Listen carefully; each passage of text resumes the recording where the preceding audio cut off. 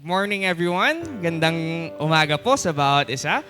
I hope our hearts are ready to worship God this morning sa ating Sunday morning service. And what best way to welcome the morning is to greet our fellow believers in Christ. Batiin niyo po yung mga nasa likod niyo kahit wala yung katabi. Tanawin niyo po sila.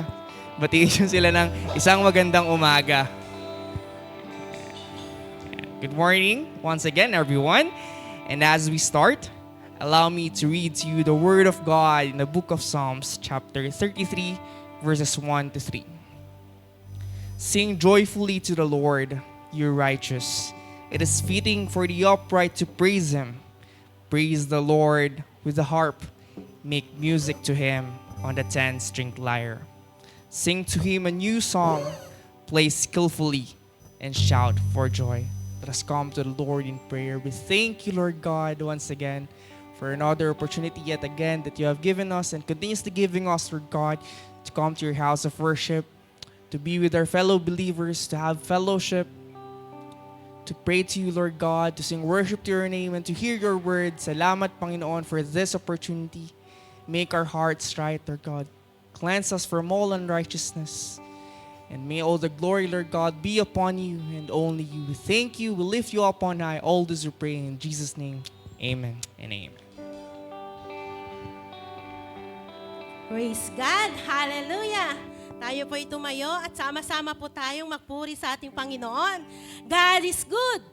All the time. And all the time? Praise God! Hallelujah! Patuloy po tayong umawit sa ating Panginoon. Na tunay nga, na we declare the goodness of God in our lives. That's why we praise the Almighty God. Hallelujah! Lord, you are good! Yes, oh Lord.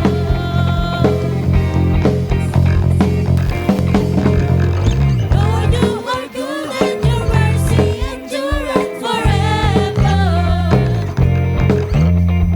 Lord,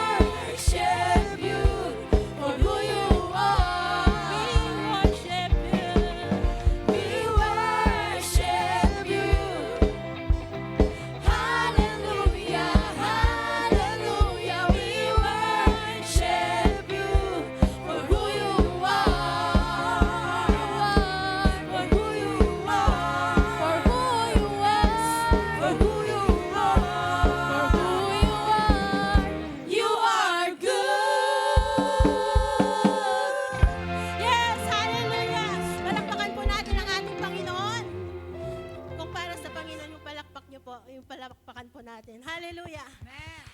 Hallelujah! Yes, Lord. We proclaim you, O God. We worship you. We praise you. We glorify your name, God. We are here, O God, to humble ourselves, to please you, to honor you. We fall down at your feet, Jesus. We lay our crowns to Jesus. We fall down. We lay our crown at the feet of Jesus. Greatness of mercy and love at the feet of Jesus. We cry holy. We cry holy, holy, holy. We cry holy. We cry holy, holy, holy. We cry holy, holy, holy is the Lamb. Come on, let's sing one more time. We fall down. Yes, Jesus.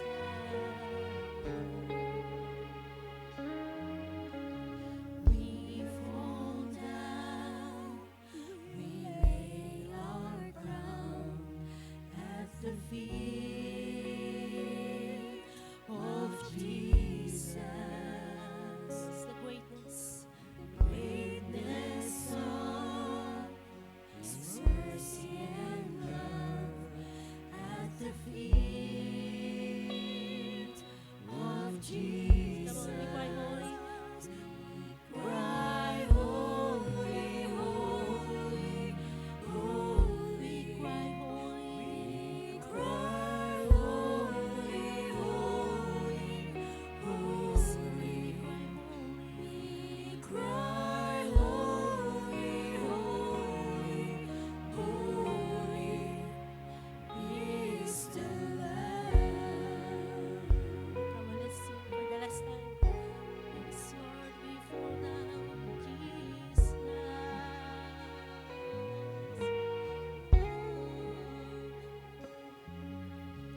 We fall down, we lay our crown at the feet of Jesus.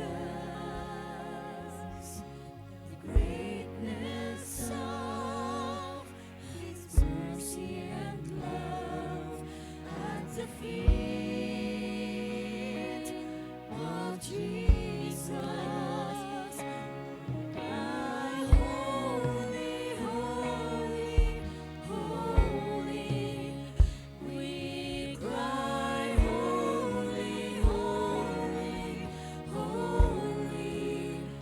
We cry holy, holy, holy is the Lamb. Yes, we cry holy. We cry holy, holy. You are holy, Lord. We cry holy, holy, holy.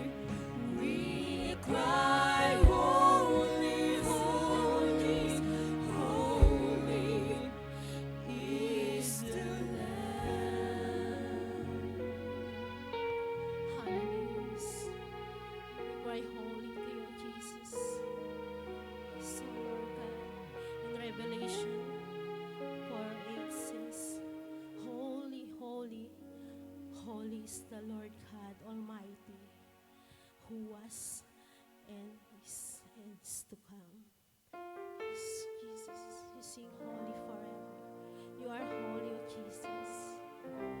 Your name is the highest. Your name is the greatest. Hallelujah. We lift up your name, Jesus.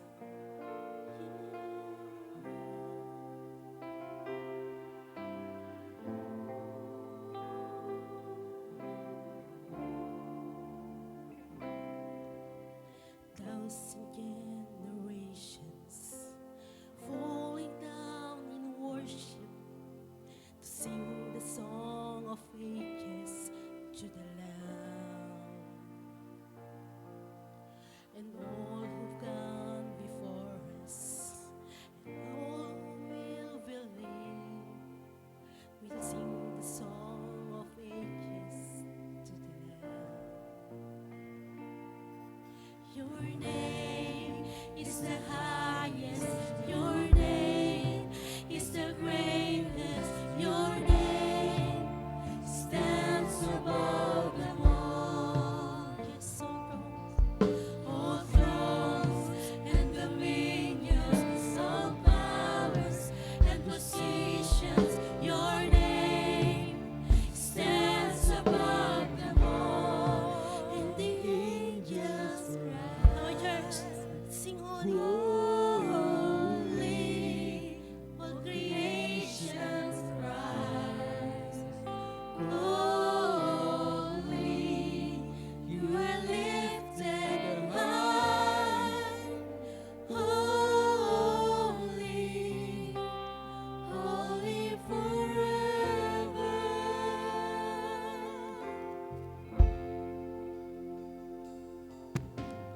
If you've been forgiven, and if you've been redeemed, sing the song forever to the last. Lord, if we walk in freedom, if you walk in freedom, if you bear His name, sing the song forever to the last. Yes, come on, sing the song. Sing the song forever and a day. Come on, sing. Yes, Christ. Holy, the creation cries. Holy, you are lifted high. Holy, holy forever. Yes, oh Lord. Come on, sing, people. Hear the people sing. Holy to the King of Kings. Holy, you will always be. Holy, holy forever. Yes, Lord, your name is the highest. Your name is the highest. Your name, yes, Lord, is the greatest. Your name stands above them all. Jesus, all thrones and dominions, all powers and positions. Your name stands above them all. Yes, your name's the highest. Your name is the highest. Your name is the greatest. Your name stands above them all.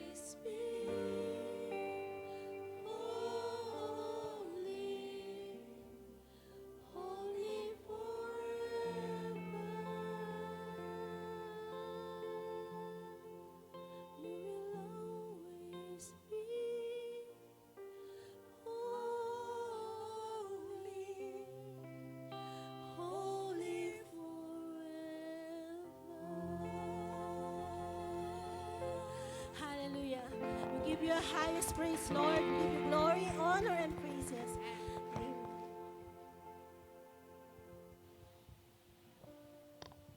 Let us all be seated. Pwede na po tayong umupo at as we will intercede for our nation and for our church, tayo po ay manalangin. Tunay, Panginoon, Ikaw nga po'y banal na Diyos, Lord. Wala kang katulad, nag-iisa ka lamang, Panginoon. Lord, we come before You in Your throne of mercy and grace, Lord. Lord, kami po'y nagpapakumbaba sapagkat Ikaw nga po'y banal, Panginoon. Hayaan mo, Ama, yung aming mga puso sa oras na ito'y siyasatin mo. At kung kami meron pang mga karumihan, Lord, cleanse us this morning. We want to hear from You. And thank You, Lord God, dahil napaka-generous mo sa iyong presensya, Lord. Salamat po, naniniwala kami, kasama ka po namin, at Ikaw po'y nasa kalagitnaan namin, Lord. Thank You for touching each and every one of us this morning, Panginoon. As we intercede, Lord God, in our nation, Panginoon. Lord, we pray, alam niyo po ang kasalukuyang sitwasyon ng aming bansa, Panginoon. Dalangin namin, O Diyos, Ikaw po ang makialam, iayos mo nga po ang aming bansa sa gulo, sa korupsyon. Lord, yung mga tao ngayon ay nasa lansangan, nakikiisa, Panginoon. Dalangin namin, Lord, na hindi po ito mahaluan ng maling paniniwala, maling pananaw, yung pagbagsak ng gobyerno, Lord. Dalangin namin, O Diyos, nawa, Panginoon, ay Ikaw po ang kumatag po sa kanila. Dalangin namin, Lord, maging maayos pa rin po ang kahinatnan nito, O Diyos, at talagang katukin mo po yung mga nanunungkulan, Panginoon, na talagang magkaroon po ng saysay, yung mga ginagawang hearings, sa Senate, Panginoon, maging sa mga independent body, Lord God, regarding yung corruption and integrity of leaders sa aming bansa. Umaasa po kami sa iyo, Lord God. Sa iyo po namin ito pinagkakatiwala, Lord. Hindi po namin kayang abutin, gawan ng paraan ito, but we know, Lord God, You are in control and You are sovereign. Kaya po, Panginoon, sa iyo po namin itinataas ang aming bansa. Naniniwala kami, may pag-asa pa rin po ang aming bayan, Panginoon. You will raise up true leaders, Lord God, na meron talagang malasakit sa bansang ito. Salamat po, Panginoon. We also remember, Lord God, our church, yung mga pangailangan po ng iglesyang ito, O Diyos. Salamat po sa mga leaders, sa mga volunteer workers, sa mga members, Lord, that are committed, Lord God, sa kanilang paglilingkod sa iyo. Continue to bless them, Lord. At nawa, tunay, Panginoon, na gamitin mo po itong iglesyang ito para marami pang tao makakilala sa iyo, maligtas at marami pang tao, Lord God, ang tunay na tumanggap ng kaligtasan nagmumula kay Jesus, Panginoon. Salamat po, O Diyos. Alam po namin, kung meron man kami mga pangangailangan, ito may pinansyal, ito may yung mga kailangan, Lord God, ng mga bagay sa ministries, Lord. We pray and we know, Lord God, that You are the chief shepherd of this church, Lord. Kaya po, O Diyos, kami po'y nagpapasalamat na sa mga kinikilos mo, gumagawa ka na po sa iglesyang ito. At maraming pong salamat. At Ikaw po ay magdadagdag pa ng mga kaluluwa para Ikaw ay sambahin sa Espiritu at katotohanan sa lugar na ito. Kaya po, Panginoon, salamat po, Ama. Salamat po at maging sa salitang mapapakinggan po namin sa umagang ito, Lord God, ito po'y tumimo at magdala sa amin. It will usher us into a right perspective and even a transformation of our hearts, Lord. Thank You, Lord God, sa iyo po namin patuloy na pinagkakaloban lahat ng ito, O Diyos. Ikaw po ang maluwalhati, maitanghal sa pangalan ni Jesus. Amen at amen.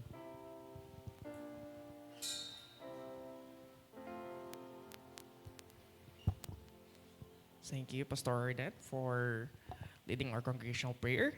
And now we're informing everyone that while we're having our service today, we're also conducting our Sunday school classes upstairs, in which we're inviting our children's ages 3 to 16 to join.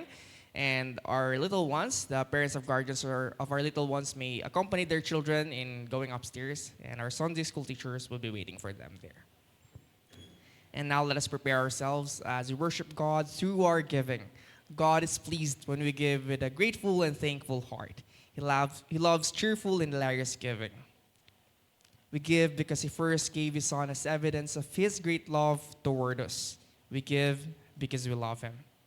And just before we sing our offering song and pray for our offering, we would like to encourage everyone to please make use of our offering envelopes and use the space labeled as writes. This is intended for a general fund, and also you can opt to send to give your offerings to our various ministries as the Lord needs to do so. This is over and above your tithes for the Lord. If you need pencils or pens, you can raise your hand so that our ushers could assist you. You can also opt to send your offerings through online banking, the details of which are being flashed on our screen. And also inserted in our bulletin is our praise and prayer item slip.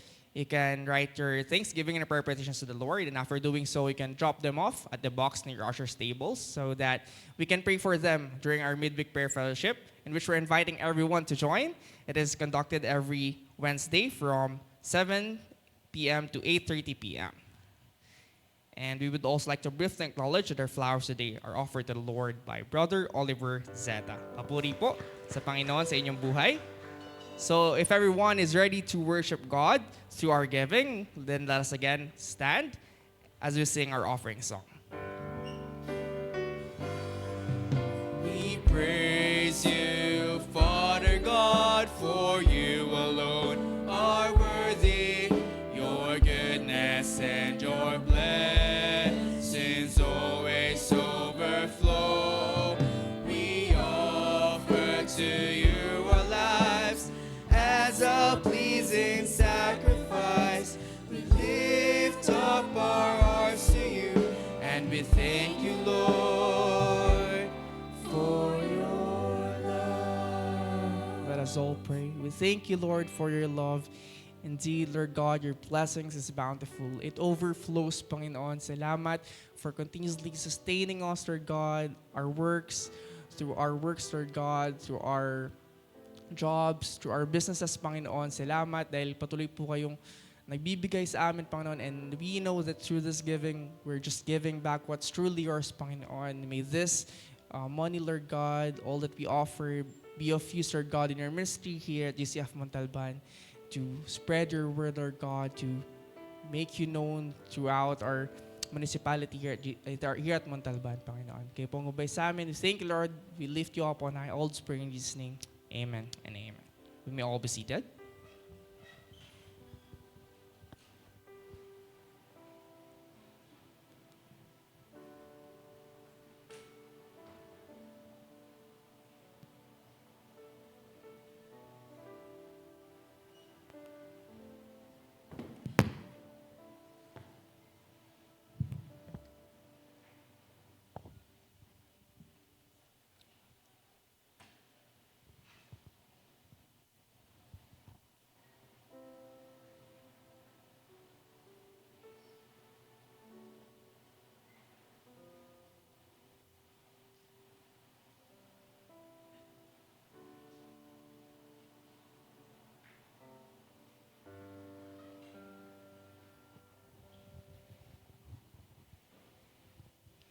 For our scripture reading, let us all open our Bibles to 2 Timothy chapter 3, verses 16 to 17. Again, it's 2 Timothy chapter 3, verses 16 to 17.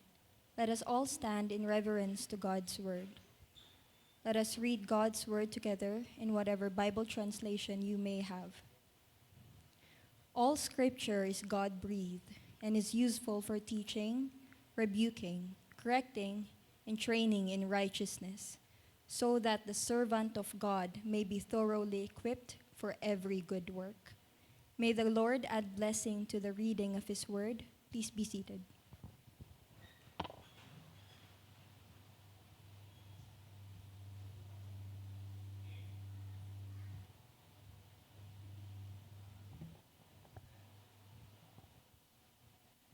Magandang umaga po sa inyo pong lahat.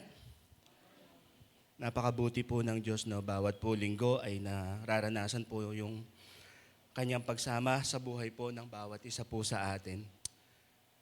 Bago po tayo magsimula, samahan po ninyo ako manalangin.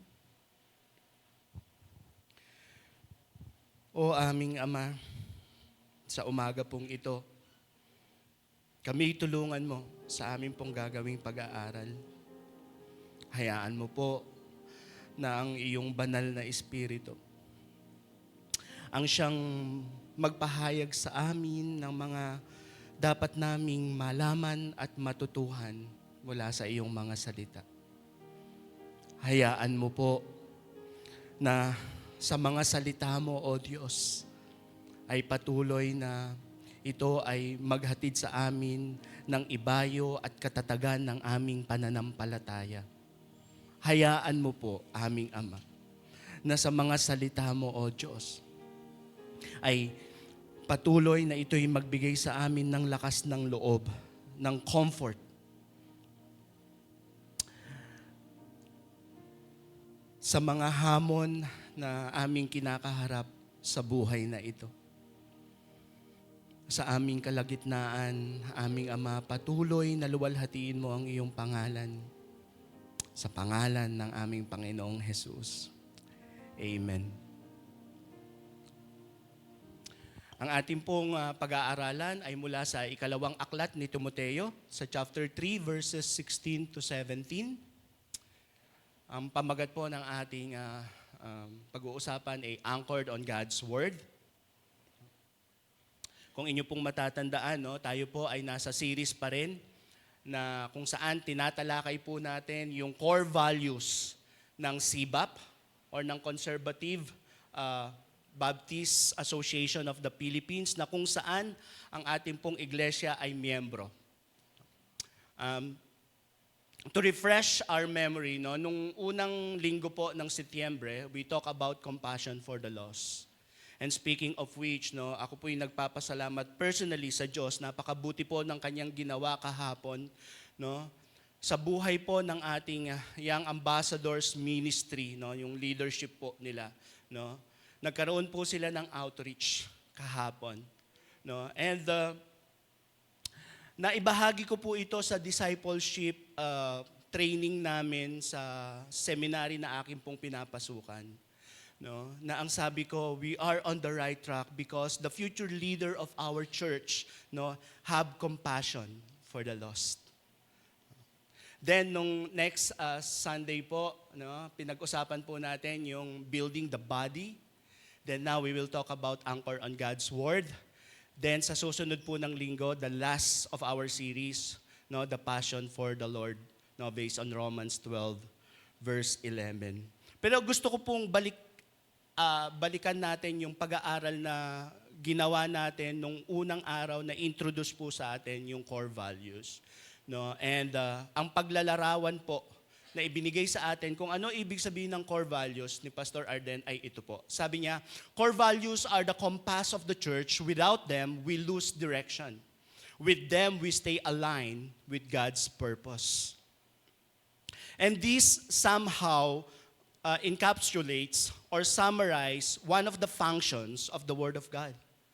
Sa Psalms 119 verses 1 to 5, verse 1 to 105, the psalmist says, "Your word is a lamp to my feet and a light to my path." Yes, no, ang salita po ng Diyos ay siya yung ating compass. It means it directs and guides us sa ating paglakad bilang isang Kristiyano. But this book also gives purpose and meaning to our lives. To give you a short background, historical background, at makita po natin kung ano po yung context ng ating passage ngayon pong umaga, no? Ang ikalawa pong aklat ni Timoteo ay isinulat po walang iba ni Apostol Pablo para po sa kanyang anak sa pananampalataya na walang iba kundi si Timoteo. bilang kapwa pastor, no? Nauunawaan po ni Pablo na si Timoteo ay dumaranas ng mga iba't ibang pagsubok, no? Sa pagharap niya, no, ng ministry na ipinagagawa sa kanya ng Diyos. At dahil po dito, no, ang sulat na ito ay bilang paalala at upang bigyan ng lakas ng loob, no, si Timoteo para ipagpatuloy niya ang kanyang gawain sa Diyos. Sa verse 1 po, ang sabi ni Apostol Pablo, no, darating ang panahon na sa mga huling araw, no, na ang tayo po ay haharap ng mga kaguluhan or mga kapighatian, no? And sabi ni Apostol Pablo, this time, no, that the last days will be characterized by wickedness and evil, no? And the sin will prevail. Kaya po sa chapter verses 2 to 5, no, binanggit ni Timoteo kung ano yung mga kahihinatnan natin sa panahon na yon. Ang sabi po niya, for the men will be lovers of self, lovers of money, boastful, arrogant, revilers, disobedient to parents, ungrateful, unholy, unloving, irreconcilable, malicious gossips, without self-control, brutal, haters of God, treacherous, reckless, conceited, lovers of pleasures rather than lovers of God, holding to a form of godliness although they have denied its power. Kaya sabi ni Apostol Pablo, sabi niya, iwasan mo ang ganyang mga uri ng tao. Sa verses 6 to 9 po, no, patuloy ang paalala po ni Pablo kay Timoteo, no, mula sa patuloy na panliling lang na ginagawa ng mga bulaang propeta. Kaya po sa verses 10 to 12, no, ang paalala ni Pablo kay Timoteo na despite of all the anticipated dangers, no, despite of all these kaguluhan, no, na kanyang kakaharapin, sinabi niya kay Timoteo na he must live an excellent Christian life. At ipinaalala din ni Pablo, no, kay Timoteo na siya din ay dumanas ng napakaraming hirap. Dumanas siya ng napakaraming pag-uusig. Pero sabi ni Apostol Pablo, no, sa kabila ng lahat ng mga pag-uusig na kanyang dinaranas, nasaksihan niya, no, ang pagtulong ng Diyos sa kanya. Kaya sa verse 13, sabi ni Apostol Pablo, no, ang mga masama ay lalo pang magpapakasama. Pero, sabi ni Apostol Pablo, sa verse 14 to 15 kay Timothy, you, however, continue in the things you have learned and become convinced of, knowing from whom you have learned them, and that from childhood you have known the sacred writings, which are able to give you the wisdom that leads to salvation through faith which is in Christ Jesus. Sabi ni Apostol Pablo kay Timoteo, sabi niya, sabi niya, ikaw ay magpatuloy, sabi niya, sa mga bagay na iyong natutunan. Magpatuloy ka sa iyong pananampalataya. Ang mga bagay na natutunan mo mula pa ng iyong pagkabata, mula sa mga banal na kasulatan. Sabi ni Apostol Pablo. At sino po nagturo kay Timoteo na imulat siya sa mga kasulatan ng Biblia? Wala pong iba kundi ang kanyang lola, no, na si Luis, at ang kanyang ina na si Eunice. No, ito po ay pagpapaalala sa atin na bilang mga magulang na dapat po tayo ay ang siyang nagmumulat sa ating mga anak patungkol sa kung sino ang Diyos at kung sino si Kristo sa buhay nila, sa buhay natin. No. Sabi ni Apostol Pablo, magpatuloy ka sa iyong mga pananampalataya sapagkat ito ang bagay na iyong mga natutunan mula pa ng iyong pagkabata. Sabi niya ganun. Ito ang nagbigay sa iyo ng kaalaman, sabi niya ganun, na nagdala sa iyo sa kaligtasan sa pamamagitan ng iyong pananampalataya kay Kristo. Ano po ang sinasabi ni Apostol Pablo? Ang sinasabi po ni Apostol Pablo is ganito. Sabi niyo, alam mo, Timoteo, you will face many trials in your life. You will face many hardship in your life. You will face many difficulties in your life. But you can anchor your life on God's Word. You can build your life on God's Word. Why? Ito po ang sabi ni Apostol Pablo, no, sa verses 16 to 17. At ito po yung ating tatalakayin. Sabi po sa verses 16, all Scripture is inspired by God and profitable for teaching, for reproof, for correction, for training in righteousness. May 3 pong bagay na gusto po akong ibahagi sa inyo when it comes to the inspiration of the Scripture. Una po, when we talk about that the Bible is inspired, no, it talks about the Old Testament and New Testament, no? They are both inspired word of God. Pangalawa po, when we talk about inspiration, it only applies to the original manuscript of the Scripture. Wala pong, ang inspired po is the Scripture, not the writers. Wala pong inspired writers. Maliwanag po. Then every word, every dot, every title is God's Word. Alam niyo po kung ano yung ibig sabihin ng title? Ito po yung maigsi na Hebrew alphabet.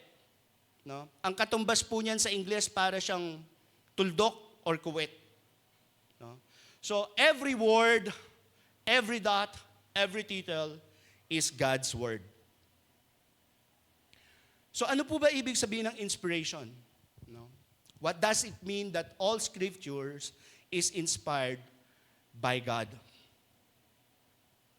Inspiration doesn't mean that the Word of God is inspirational. Kundi inspiration ay tumutukoy po dun sa divine origin ng Biblia. Na ang salitang ito, no, na ang Biblia ay galing mismo sa Diyos sa pamamagitan ng banal na Espiritu. So inspiration mean that God supernaturally oversaw or superintended the human writers through the Holy Spirit so that their writings are protected from human error. Ito po mismo ang sinasabi ni Peter. No, sa 2 Peter 1 verse 20 to 21, no, Peter explained what inspiration means.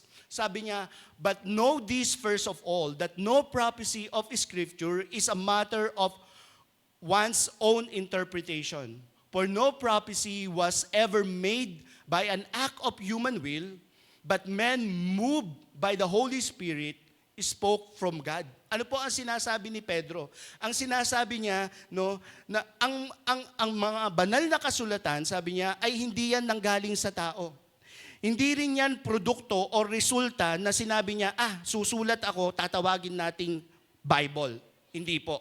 Ang sinasabi ni Pedro ay ito po, that these scriptures, no, is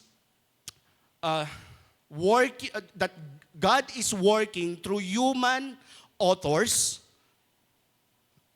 no, using their own abilities, their own vocabularies, their own experiences. And God protects it, no? He directly involves in the writing process to protect it from human error. Yun po yung ibig sabihin ng inspiration.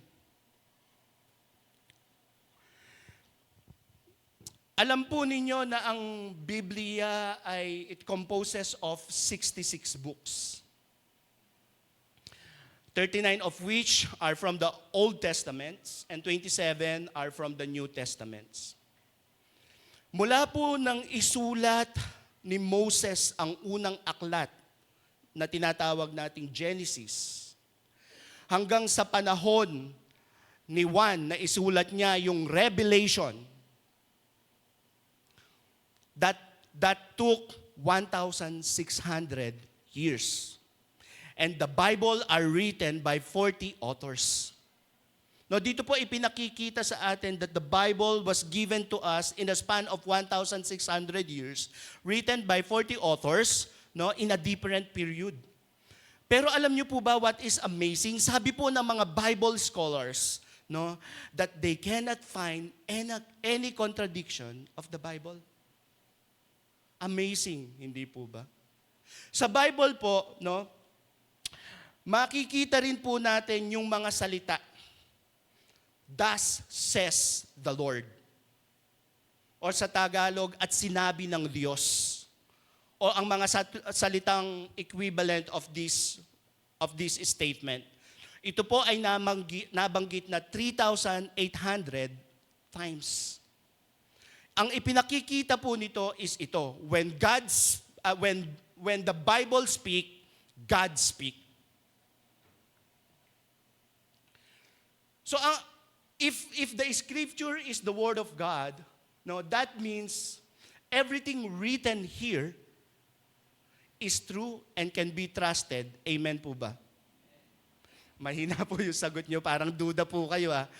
Kung ang banal na aklat po na ito ay salita ng Diyos, no, it means that everything written here is true and can be trusted. Amen? Yan. No? Alam niyo po ba, no? Prophet Isaiah declares this. In Isaiah 65 verse 16, he says, so that he who blesses himself in the land shall bless himself by the God of truth. So Isaiah declares that our God is the God of truth. In John 14 verse 6, Jesus said, I am the way and the truth and the life, and no one comes to the Father but through me. Our Lord Jesus Christ claimed that He is the truth. And Apostle John, no, sa kanya pong epistle sa 1 John 5 verse 6, ang sabi po niya, this is the one who came by water and blood, Jesus Christ, not with the water only, but with the water and with the blood. It is the Spirit who testifies because the Spirit is the truth. Dito po pinatotohanan, no, ni Apostol John na ang banal na Espiritu ay Espiritu ng katotohanan. At ang ating Panginoong Jesus mismo, sinabi po niya in John 17 verse 17, no, na ang salita ng Diyos ay katotohanan. Ang sabi niya, sanctify them in the truth, your word is truth. Alam niyo po, sa akin pong ESV Bible, no, meron pong isang anonymous writer, no, who explains and describe what is Bible all about. And I wanted to share it with you.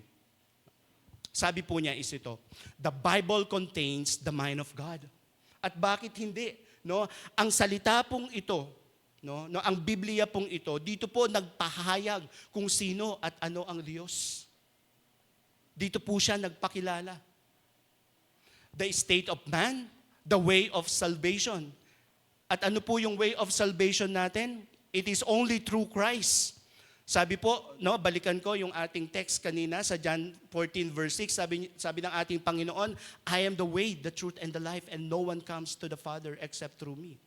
Salvation can only be found through Christ. No, the doom of sinners and the happiness of believers. Its doctrines are holy, its precepts are bindings, its histories are true, and its decisions are immutable. At bakit hindi? Alam niyo po, whether we believe it or not, whether we like it or not, lahat po ng bagay na inihayag ng Diyos dito po sa kanyang aklat, mangyayari at mangyayari. At bakit hindi? Our God is immutable God. No, hindi po siya nagbabago. Ang bagay na kanyang itinakda, mangyayari at mangyayari po yan. No? Read it to be wise. Believe it to be saved. And practice it to be holy. It contains the light to direct you, food to support you, and comfort to cheer you. It is the traveler's map, the pilgrim's staff, the pilot's compass, the soldier's sword, and the Christian's charter. Here too, heaven is open, and the gates of hell disclose. Christ is the grand subject. Totoo po, no? Mula po sa Genesis hanggang Revelation, no, God declares His Son, our Lord Jesus Christ. At bakit hindi? He is the Lord. He is our Savior. And He is the Redeemer of the world. Sabi ng ating Panginoon, I came to seek and save the lost. Our good, its design. Yun po ang isa sa mga layunin ng Biblia para sa ating kapakanan, para sa ating kabutihan. No? Ang pinakamagandang halimbawa po nito ay ang 10 utos na ibinigay sa atin ng Diyos. Yung unang utos hanggang ika-4 na utos po, yun po ay nagpapakita sa atin kung paano natin mapagbubuti ang ating relasyon sa Diyos. No? At ang ikalamang utos hanggang ika-10 utos, yun po ay nagpapakita sa atin na sa kung paano natin mapagbubuti ang ating relasyon sa ating kapwa. And the glory of God, its end. Alam niyo po, ginagawa ng Diyos ang kanyang dapat gawin para po sa kanyang kaluwalhatian, para lamang sa kanyang kaluwalhatian. It should fill the memory, rule the heart, and guide the feet. Read it slowly, frequently, and prayerfully. It is a mine of wealth, a paradise of glory, and a river of pleasure. It is given you in life, will be open at the judgment, and be remembered forever. It involves the highest responsibility and reward the greatest labor. Totoo po ito. No? Yung pong gift na natinanggap ng bawat isa sa inyo, that is free. No? Yung pong inyong kaligtasan, no? At yung pong pagkakaroon nyo ng buhay na walang hanggan, that is a free gift. Wala kayong participation. Pero you need to labor if you wanted to bilang mananampalataya, if you wanted to receive reward, you need to labor. No? And the Bible talks about those who work in His kingdom, na sila ay makikibahagi, no, sa kayamanan ni Kristo, that they are co-inheritors of Christ. And will condemn all who trifle with its sacred contents. No? Ito po ang bagay na nilalaman ng Biblia. Yung kanyang functions, yung kanyang usage, yung benefits na ating makukuha. And that leads me to my second point. No, the usefulness of the Word of God. No. Again, in 2 Timothy 3 verse 16 pa rin, no, all Scripture is inspired by God and profitable for teaching, for reproof, for correction, for training in righteousness. No? When we say profitable, that means that is beneficial para po sa atin. Tama po ba? No? When we say it is profitable, that means that is advantageous or it is useful for us. No? At ito po yung sinasabi ni Apostol Pablo, no? That the Bible is useful for teaching, for reproof, for correction, and for training in righteousness. No, on this side, no, yung pong teaching na benefits na nakukuha natin mula sa salita ng Diyos, no, that's teaches us what to believe. Kumbaga, ito po yung what shapes nung pong ating paniniwala. No? On the other side, you will see reproof, correction, and training in righteousness. This side teaches us how to live. It shapes our behavior. Ang galing po ng Word of God, no? It teaches us kung ano po yung dapat nating paniwalaan. Then it teaches us kung paano dapat tayo mamuhay sa mundong ito. Isa-isahin po natin yung usage po or usefulness ng Word of God. No, the Word of God is useful for training. Ibig pong sabihin, no, tayo ay tinuturuan sa mga katotohanan na dapat nating malaman. Sa Roma 15 verse 4 po, ang sabi po ni Pablo ay ito, anuman na nasa kasulatan noon pang una ay nasusulat sa ikatututo natin upang sa pamamagitan ng pagtitiis at sa pagpapalakas ng loob mula sa kasulatan ay magkaroon tayo ng pag-asa. Ano po yung pag-asa na tinutukoy po dito ni Apostol Pablo? Yun po yung mga pangako ng Diyos sa buhay natin. Pero ang gusto ko pong bigyan ng atensyon, no, ang sinabi ni Apostol Pablo, no, ang sabi niya, anuman ang nasa kasulatan. No? Ito po rin po ang sinasabi ni Apostol Pablo, no, sa ating text, no, sa verse 16, that all scripture is profitable, no, for teaching. Ibig sabihin po, no, lahat po ng teolohiya, lahat po ng doktrina, mula Genesis hanggang Revelation ay dapat po, yan ay itinuturo sa iglesia. Marami po kasi ngayon dito, they are very picky, they are very selective, no, sa kung ano yung itinuturo nila sa kanilang iglesia. Ayaw nilang pag-usapan yung kasalanan, ayaw nilang pag-usapan yung distraction na kahihinatnan ng mga taong ayaw kumilala kay Kristo. No? Ang pinipreach nila ay yung mga tao, yung pinipreach nila, yung makakapag-inspired sa tao. Yung magpapalakas ng kanilang loob. No? Yung gusto nila, yung mga nagpipreach, yung nakikiliti, yung mga tenga ng mga nakakarinig sa kanila. No? But when it comes to sound doctrine, ayaw nilang pakinggan. Ayaw nilang ituro. Pero hindi po ito yung trust ng Bible. Ang nais po ng Diyos sa buhay natin, lahat po ng doktrina na itinuturo ng banal na kasulatan na ito ay matutunan natin. Kaya mapalad po ang iglesia na ito. Nabanggit po ni Pastor Arden nung isang linggo, no, that this church, we are guided by the so-called articles of faith or statement of faith. Kaya dapat po ang salita ng Diyos, no, ito po dapat ay nagtuturo sa atin sa kung ano yung dapat nating paniwalaan patungkol sa aklat na ito, no, sa Bible. No? Dapat po, it teaches us what to believe about God. It teaches us what to believe about Christ. It should be teaches us what to believe about the Holy Spirit.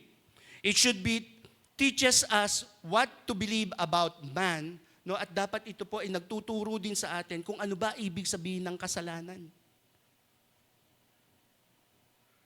Ang salita din po na ito ng Diyos, no, ito rin po yung gumagabay sa atin, no, katulad nung nabanggit ko sa inyo kanina, no. It shapes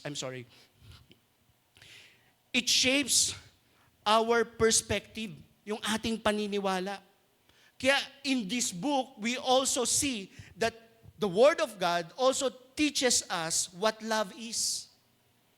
It teaches us what grace is. It teaches us what mercy is. It teaches us what forgiveness is. It teaches us what humility is. It teaches us what kindness is. It teaches us what goodness is. It teaches us what patience is. It teaches us what compassion is. It teaches us what faithfulness is. It teaches us what is joy, what is peace, what is gentleness. It teaches us what is suffering or yung mga trials. So this shapes our perspective, no, yung pong ating paniniwala. No, hinuhubog ng salita ng Diyos yung ating tinatawag na worldview.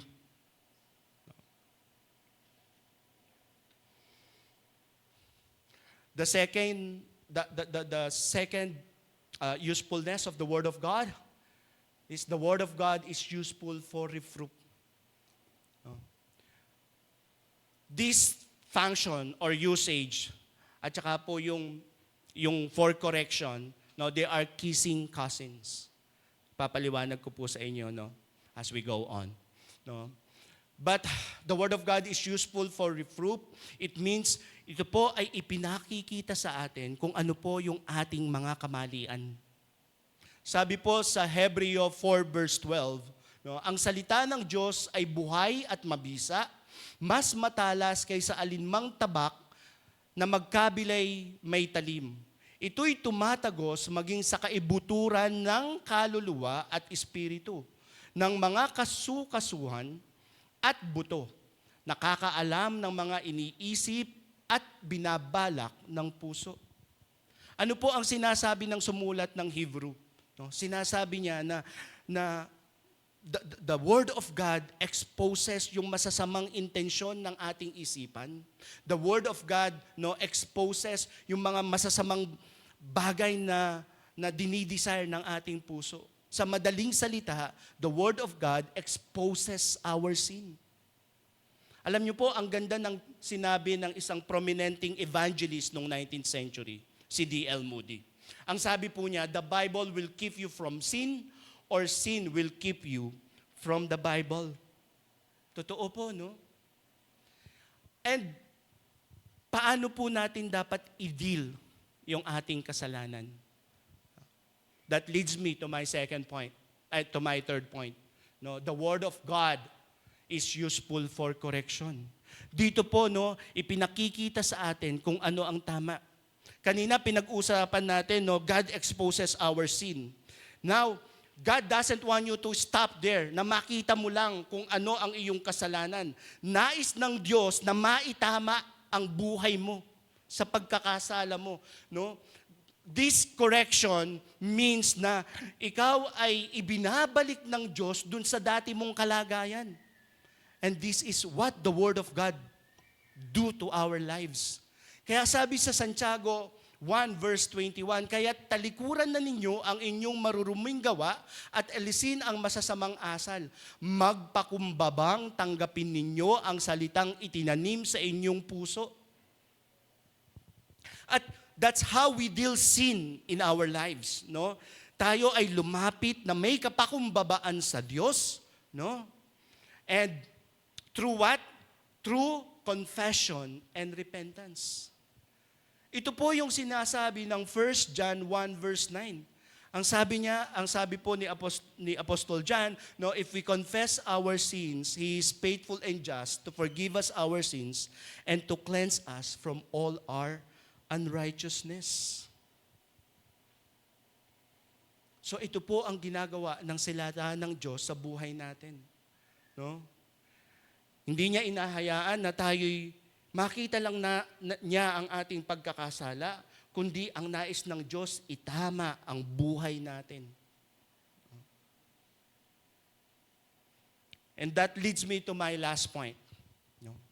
The Word of God is useful for training in righteousness. Sabi po dyan, guiding us to approach life as God intended us to live. Ang ibig sabihin po niyan ay, in other words, no, God wants you to live a holy life, a godly living. Sabi po sa 1 Peter 2 verse 2, no, kaya nga talikuran na ninyo ang lahat ng kasamaan, ang lahat ng pandaraya, pagkukunwari, pagkainggit, at paninirang puri gaya ng sanggol. Kayo'y manabik sa dalisay na gatas ng espiritual upang lumago kayo tungo sa kaligtasan. Alam niyo po ba kung ano yung tinutukoy na dalisay na gatas na espiritual? Yung pong salita ng Diyos. Kaya sabi ni Pedro, sabi niya, ito ang nais ng Diyos sa buhay niyo. Talikurin na ninyo ang inyong mga kasalanan, no, at mamuhay kayo ayon sa nais ng Diyos. Dahil ito, at sabi niya, ay ang gagabay sa inyo upang kayo'y mamuhay ng may kabanalan. No, ito po yung sinasabi rin ni Apostol Pablo na God wants us to live from one glory to another glory. Dahil ang gusto ng Diyos, no, habang tayo'y lumalakad sa Kanya, yung pong training, it's a continuous process, day by day in our lives, no, as we walk, no, with God, no, sa ating pong takbuhing buhay bilang isang Kristiyano, no? Nais ng Diyos na tayo ay maging kawangis ni Kristo. No? Yun pong ang layunin ng Diyos sa buhay natin. No? Gusto niya magkaroon tayo ng pagbabago as we walk with Him day by day in our lives.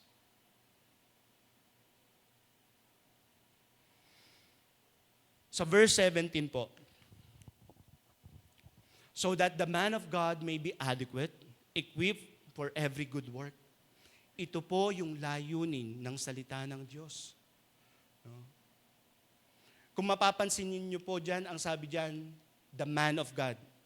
It doesn't say the people of God. Bakit po? Kasi ang kausap po, again, no, ang sulat po na ito ay para kay Timoteo. No, at ito po yung pagpapaalala sa kanya. Sabi niya, Timoteo, sabi niya ganon, if you do all these things that God, no, revealed in His Word, no, if you study this Word, no, and if you apply this Word into your life, no, ito ang magdadala sa iyo ng paglagong spiritual. No? So you will not lack nothing. No, yun po ibig sabihin ng adequate. So you can be complete.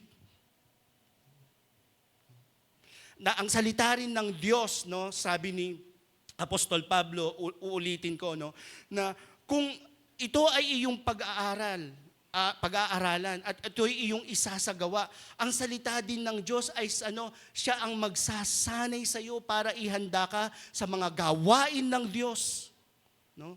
So you can be an effective minister of the Word of God. Yun po ang ibig sabihin ng text natin na ito. No? Nais ng Diyos na tayo'y ihanda. No, kung matatandaan niyo po, nabanggit ni Pastor Arden nung isang linggo na bawat isang Kristiyano ay ministro ng Diyos. And God wants you to be an effective minister of God. Sa mga gawain po ng Diyos ay nais niya na tayo ay maging handa, no? Nais niya tayo ay sanayin, no? Again, upang para we can be an effective minister, no, of Him.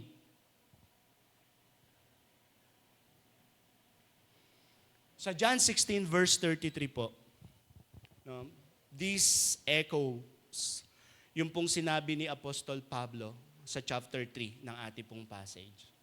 Sabi po ng ating Panginoong Jesus, these things I have spoken to you, so that in me you may have peace. In the world, you have tribulation, but take courage. I have overcome the world. Ano po sinasabi ng ating Panginoong Jesus? No, ang sinasabi po ng ating Panginoong Jesus, in this world, you will face many trials in your life. In this world, you will face many struggles and difficulties in life. But take courage, sabi ng ating Panginoon, I overcome the world. Ang sinasabi ng ating Panginoon, you can build your life to me. You can anchor your life to my word. Ang Global Commission Fellowship Montalban po ay niyanig ang kanyang leadership.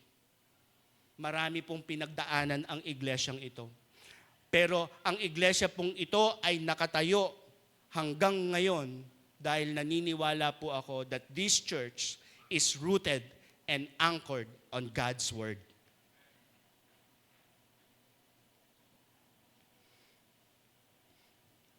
May tatlong katanungan po ako na gustong iwan sa inyo.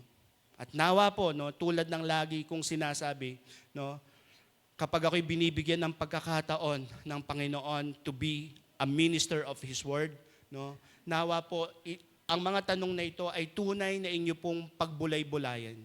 No, pagbulay-bulayan. No, magkaroon po tayo ng personal na pagsusuri sa ating pong pananampalataya. Una po, Are there areas in your life that the Word of God exposes your sin? How did you respond to that conviction? Pangalawa po, do you see the transforming work of God in your life through His Word? Why or why not? Pangatlo po, how much time do you currently spend engaging with the Bible on a daily basis? Kasi po tayo, napakarami nating ginagawa sa bawat araw. But do we set aside time to read God's Word? Then how much time do we spend? Is that a reflection of how much you love Christ? Samahan po ninyo ako manalangin. O dakilang Diyos, aming Ama, maraming pong salamat sa mga salitang aming narinig ngayong umaga. Tunay nga po, aming Ama, na sa mga salita mo, O Diyos, we find comfort. Tunay nga po, O Diyos, na sa mga salita mo, ito ang nagtuturo sa amin sa mga bagay na dapat naming malaman. Upang kami, O Diyos, ay hindi madaya ng mundong ito. Upang kami, O Diyos, ay hindi madaya ng mga bulaang propeta. Salamat po, O Diyos, na ang mga salita mo ay patuloy na gumagabay at pumapatnubay sa aming buhay. Sa mga salita mo, Panginoon, siya ang nagtuturo sa amin kung paano kami mabuhay ng karapat-dapat sa iyo, O Diyos. Higit sa lahat, Panginoon, sa panahon ng aming mga pangangailangan, sa panahon ng aming kagipitan, sa panahon ng mga kaguluhan at hamon ng buhay, we always find refuge in your word. Oh God, truly Lord, you are amazing. Maraming salamat po sa buhay na ibinibigay mo para sa amin. Dalangin ko po, aking Ama, na nawa, O Diyos, sa buhay namin ay tunay na nabibigyan ka namin ng kaluwalhatian. Maraming salamat po sa pangalan ni Kristo Jesus. Amen. God bless you, GCF Montalban.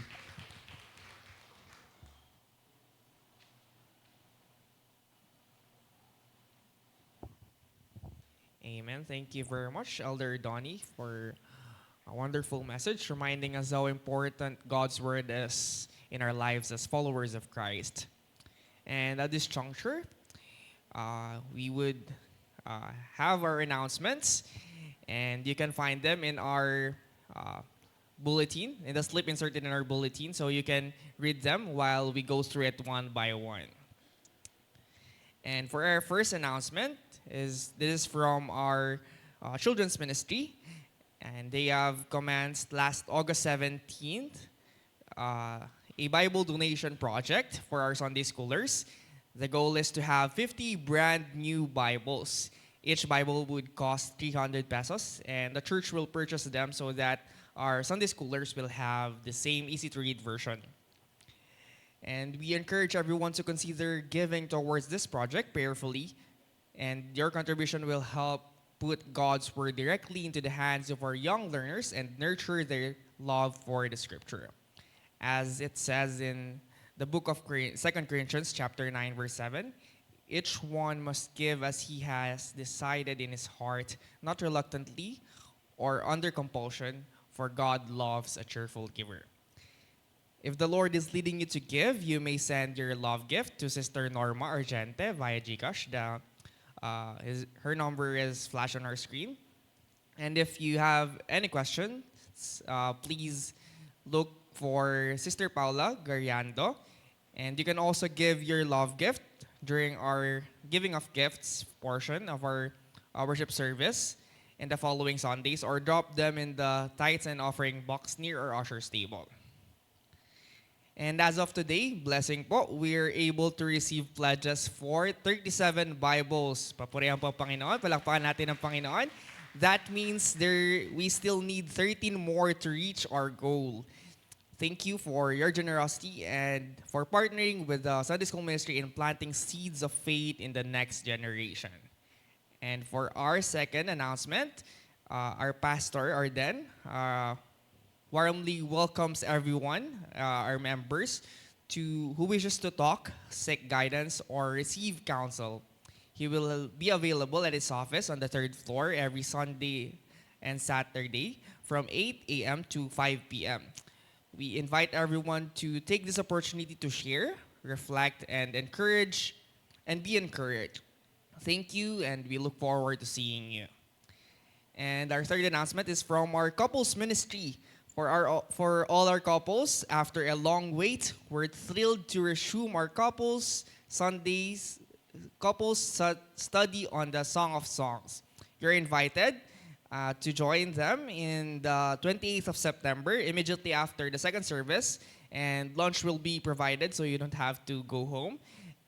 And come and discover with us the beauty of love and relationships through God's Word. Amen. And for our last announcement, our fourth announcement, is from the Men on Fire. Mark your calendars, mga kalalakihan po ng ating church, on Saturday, October 4th, 2025, on 7:30 a.m. Join us for a morning of delicious food, meaningful fellowship, and faith-based encouragement. Come hungry, live inspired. This is a great opportunity to connect with our brothers in Christ, grow in faith, and strengthen our community. We look forward to seeing you there. Amen. And for about this activity, let us watch this short video. Get ready for an uplifting morning. You are invited to our men's breakfast fellowship. Join us for a morning of powerful connection and inspiration. Attention all brothers in Christ. This message is for you. Wondering what's in store for you at this fellowship? Let us tell you. Join us on Saturday, October 4th, 2025 at 7:30 a.m. Come hungry and enjoy a morning of delicious food that will fuel your body and spirit. Engage in meaningful fellowship with brothers in Christ, sharing laughter and stories. This event offers more than just breakfast. It's an opportunity for personal and communal growth. Come home, but more importantly, be inspired and uplifted. This is a great opportunity to connect with your brothers in Christ and build lasting bonds. Grow in your faith and strengthen our community together. Don't miss out on this incredible opportunity to connect and grow. Remember, Saturday, October 4th, 7:30 a.m. Amen. And indeed po, each announcement is a blessing for our church. And before we let you go, we encourage everyone to please return our bulletin in our usher's table after service so that we can use them again on the next service to save on the printing cost. However, the slip inserted in it is yours to keep with you and take home.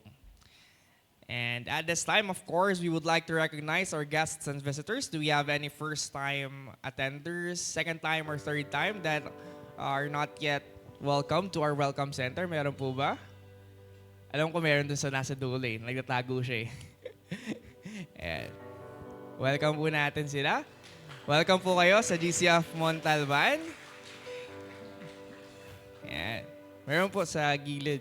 Welcome po natin siya. And let us all stand and greet them. Shake each other's hands as we sing our welcome song.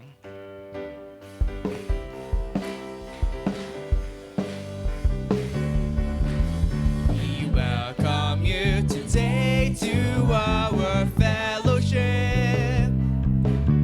We are glad to see you share your life with us.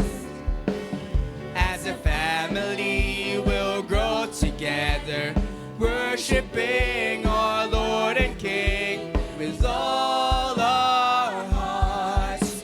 We welcome you to GCF. Let us remain standing.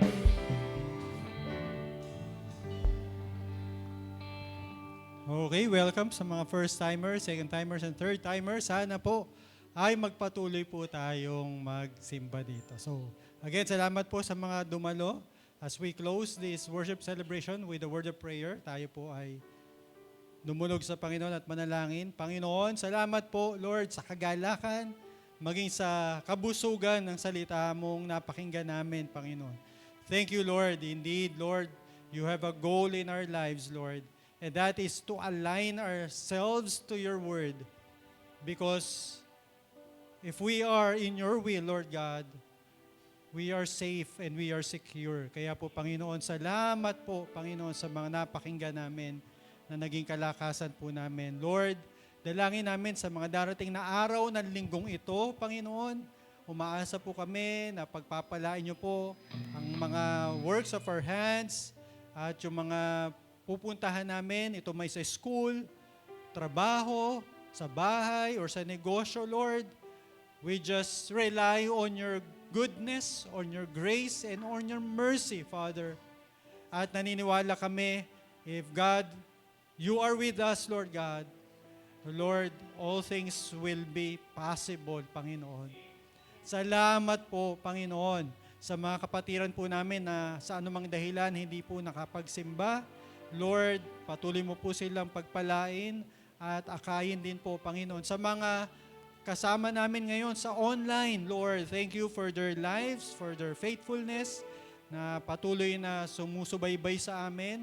Extend nyo nga po rin po yung pagpapala nyo rin po sa kanila, saan man sila naroon. Sa amin po na narito, Lord God, continue na palakasin nyo po kami at biyayaan nyo po kami ng patuloy na sigla at joy, Lord God, sa mga darating na araw.